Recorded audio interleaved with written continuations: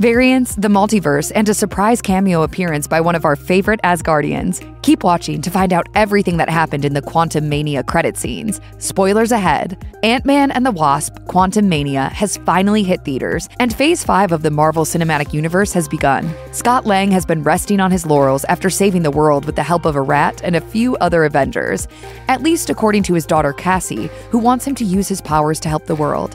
Sure, he's written a book, which you can actually purchase this September, but now all she sees is her dad doing book signings and getting free coffee in exchange for preserving existence. Cassie hasn't been idle, however.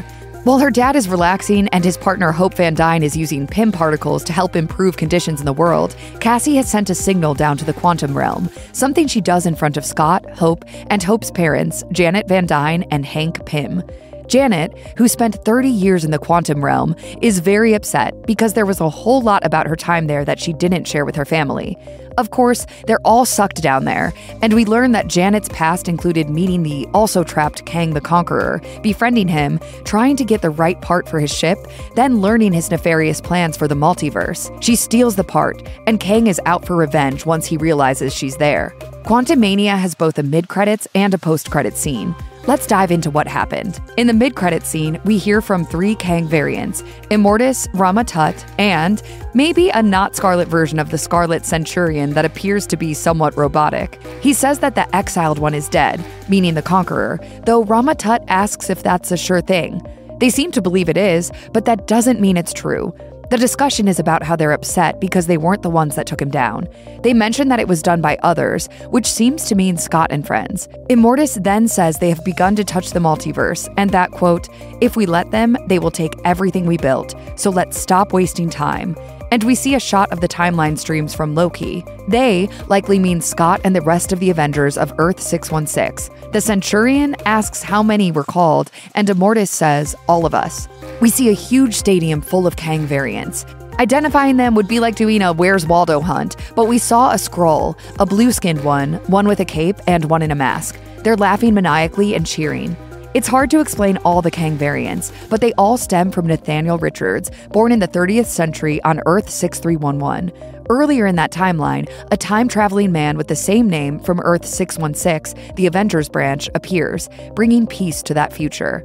Later, a bored Nathaniel from Earth 6311 travels back to ancient Egypt on Earth 616 and rules as Pharaoh Rama Tut. While trying to escape from the Fantastic Four, he ends up in modern Earth 616 and makes the Scarlet Centurion armor for himself. Immortus is the future version of Kang, who has fought against and alongside the Avengers at different points. The post-credit scene is intriguing because it sets up Loki Season 2. We're dropped into what appears to be sometime around 1900 or perhaps a bit later.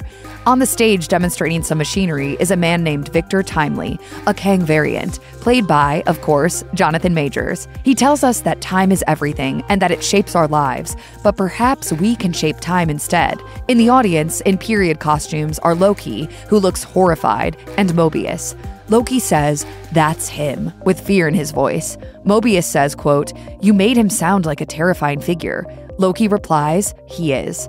Obviously, this is implying that Loki has either made Mobius remember him after the events of the end of Loki Season 1, or, more likely, recruited him to stop the Kang variants that He Who Remains said would be coming when Sylvie stabbed him to death in the final episode. If Victor Timely sounds familiar to you, it's because he's a Kang variant from the comics. Back in 1901, industrialist Timely founded the town of Timely, Wisconsin. No ego there, right? He uses his brilliance in tech and invention to make the town a marvel and serves as its mayor. However, the tech improving the town is actually from the future. You see, in the year 3000 of Earth 6311, Kang Prime finds a time machine from one of his ancestors, beginning his travels across the multiverse. Timely is, in fact, Kang Prime in the comics, though it could certainly change here. Timely might look like a normal guy from the period with his comics-accurate mustache, but he has all the knowledge from the future. And oh, the things he could do with it.